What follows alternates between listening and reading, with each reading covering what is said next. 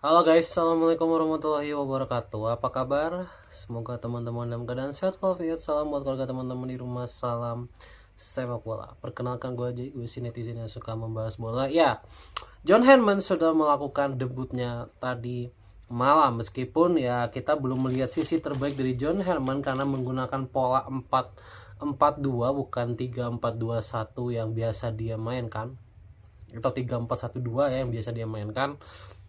Tapi ya, kita sudah bisa melihat bentuk John Heyman, bentuk permainan dari John Heyman. Oke, mari kita kupas ya bentuk permainan dari John Heyman. Oke, poin pertama, apakah John Heyman itu secara permainan lebih baik dari Kluivert ataupun Sintayong? Jawabannya iya.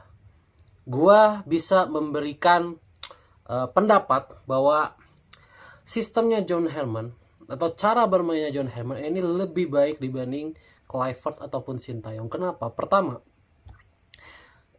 cara bermain John Heyman ini sangat jelas, patternnya sangat jelas, sehingga pemain-pemain ketika sudah mulai bisa adaptasi itu bisa dengan sangat mudah memahami apa yang diinginkan oleh John Heyman. Itu berarti sistemnya itu sangat baik.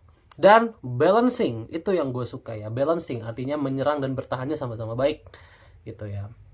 Yang kedua adalah jarak antar pemain ini sangat dekat. Itu menurut gue adalah penyebab kegagalan Kluivert di kualifikasi Piala Dunia lalu ya, dimana jarak antar pemain di eranya Kluivert itu sangat jauh sehingga balancing itu tidak terjadi ya, dimana menyerangnya buruk, bertahannya juga buruk gitu ya, meskipun kita punya pemain yang sangat berkualitas gitu, sehingga bermainnya itu sangat buruk lah di eranya Kluivert karena jarak antar pemain itu sangat jauh. Tapi jarak antar pemain di eranya John Heyman ini sangat dekat, dimana ketika bola di kanan semua lari ke kanan, ketika bola ke kiri semua lari ke kiri, dan jaraknya tuh sangat dekat, bahkan lebih dekat dibanding eranya Sintayong. Gue bilang ya lebih dekat dibanding eranya Sintayong. Eranya Sintayong itu masih setengah lapang lah ya, dekatnya tuh masih setengah lapang, jadi masih banyak space. Tapi kalau di eranya John Heyman bener-bener sangat rapat pemain itu, sehingga opsi passing itu menjadi banyak ya, opsi passing itu menjadi banyak, bisa terobosan. Makanya cara bermainnya John Heyman itu tidak mengandalkan sisi sayap, salah satu sisi sayap, tapi dia memanfaatkan uh, garis pertahanan dari Saint Nevis yang maju gitu ya, dimana dia mengambil celah-celah di tengah-tengahnya bertahannya dari Saint Nevis. Jadi dia tidak mengandalkan cutback seperti eranya Sintayong. Kalau Sintayong itu bermainnya tuh sangat melebar kalau era Sintayong ya. Jadi ya kita harus akui di eranya Sintayong itu tidak banyak gol yang bisa diciptakan. Kenapa? Karena bermainnya sangat melebar, dan cenderung mengandalkan cutback ya, sehingga tidak terlalu banyak gol yang bisa diciptakan oleh eranya Sintayong ya. Dan kebanyakan golnya Sintayong itu berasal dari counter attack. Tapi di eranya John Heyman menyerangnya juga sangat baik menurut gua.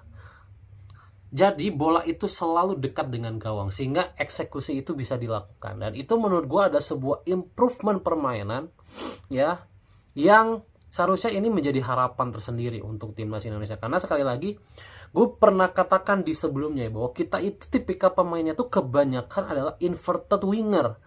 Kebanyakan adalah winger-winger yang menusuk, seperti Roman itu kan winger sebenarnya, tapi dia menusuk ke dalam. Kemudian kita punya Yakob, dia tipikalnya juga menusuk ke dalam. Kita punya Egy juga menusuk ke dalam. Beckham Putra pun pemain yang menusuk ke dalam. Dia bukan pemain yang menjelajahi sisi sayap gitu ya. Nah, kita juga punya Miliano Jonathan yang dia juga kan bukan tipikal yang melebar, tapi kan dia tipikal yang cut inside ke dalam. Nah, dengan tipikal pemainnya seperti itu, artinya kan kita harus menumpuk pemain ke tengah. Nah, ini cocok dengan cara bermainnya John Heyman menurut gue. Cuman menurutku pola 4-4-2 kemarin ketika menghadapi Saint Nevis ini masih banyak pemain yang tidak fluent di posisinya. Itu aja menurut gua PR-nya. Seperti Kevin Dix main di sayap kanan itu tidak fluent ternyata ya. Dia masih kelihatan bingung sekali harus ngapain. Calvin Verdong juga kelihatan masih bingung gitu ya. Tapi ya so far Sananta juga kelihatan masih, meskipun dia bekerja keras, tapi dia sepertinya masih bingung apa yang harus dilakukan. Tapi So far ketika sistemnya itu berjalan, ya, ketika sistemnya itu berjalan, lawan itu tidak punya kesempatan untuk menyerang. Nyaris tidak punya kesempatan kecuali lewat skema counter attack. Ya. Karena benar-benar sangat rapat permainannya. Jadi tidak ada celah yang bisa dimanfaatkan oleh pemain St. Nevis. St. Nevis kan cuman berapa shot on target kemarin ya kan, cuma yang membentur tiang itu, kemudian yang bola hampir bunuh diri itu kan cuma 2 peluang total ya kan dari St. Nevis. Padahal St. Nevis pegang banyak sekali bola.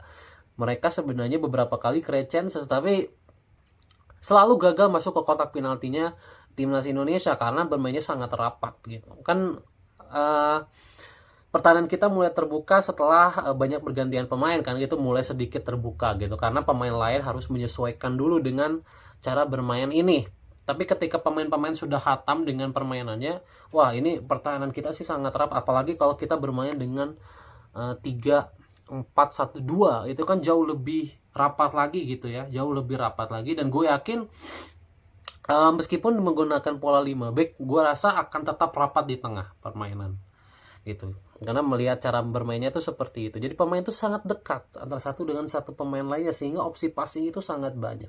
Bahkan pemain sekali Jordi Amat yang sudah tua dan tidak bermain di posisi aslinya pun, ternyata Jordi Amat juga bisa ngikutin. Karena pola ini ternyata cukup mudah untuk dipahami. Cukup mungkin 2-3 pertandingan aja mungkin pemain sudah fasih memainkan pola ini. Karena kunci utamanya adalah antar pemain ini sangat dekat. Ya, pemain antar pemain ini sangat dekat sehingga sistem itu bisa berjalan. Ya, kalian lihat di pola menyerang aja itu pemain masih dekat loh. Romani dengan Beckham sangat dekat, Romani dengan Sananta sangat dekat gitu ya. Kemudian Kevin Dix dengan Romani sangat dekat posisinya. Bahkan kadang Verdong, bahkan kadang Donitri Pamungkas gitu ya. Jadi pemain itu sangat dekat dan sangat-sangat balance. Ini merupakan kekuatan yang harusnya kita punya di era Kluivert dulu. Cuman sayang di era Kluivert dulu terlalu mengandalkan long pass yang nggak jelas gitu ya. Jujuran aja itu tidak efektif sama sekali. Ya kalau kalian lihat di eranya Kluivert, pemain itu sangat jauh, bener-bener sangat jauh. Gitu. Catatannya mungkin ya kemarin gue udah kasih tapi gue akan reminder lagi. Catatan mungkin ya untuk John Herman adalah dia harus bisa mengantisipasi counter attack. Yang pertama ya, karena ternyata ketika pertahanan kita sangat tinggi karena pemain kita juga rapat ya, sehingga ada 1-2 titik yang berlubang gitu ya. Nah ini yang harus dicari solusinya untuk John Herman. Apalagi kita lihat nanti lawan Bulgaria bakal seperti apa ya. Yang kedua adalah progresi passing harus lancar ya, karena kemarin lini tengah kita tidak berjalan terus terang progresi passingnya, sehingga bola itu ketika link up dari belakang ke tengah ke depan itu tidak berjalan link upnya karena tengahnya jelek progresi passingnya. Jadi dia harus mencari solusi gimana caranya link up ini berjalan. Kan kemarin itu akhirnya Romani ya yang dia inisiatif untuk selalu turun untuk membantu link up serangan. Nah, harusnya jangan seperti itu. Karena kasihan nanti Romaninya habis nanti. Kalau bermainnya seperti itu. Kita kan nanti butuh Romani mungkin di Piala Asia kan butuh untuk setiap pertandingan. Kalau dia bermain dengan cara yang seperti itu habis nanti tenaganya. Jadi pertandingan kedua ketiga nanti bahkan habis tenaganya. Jadi usahakan lini tengah lah yang bisa melink up serangan.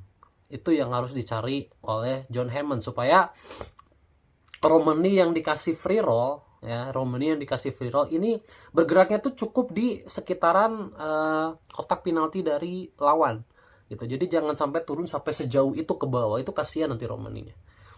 Oke, mungkin itu aja ya sekedar catatan mungkin untuk gua kepada John Herman. Jadi semoga di pertandingan selanjutnya beberapa sedikit catatan itu bisa diperbaiki dan bermainnya jauh lebih bagus lagi dan kita bisa mengalahkan Bulgaria di final nanti. Oke?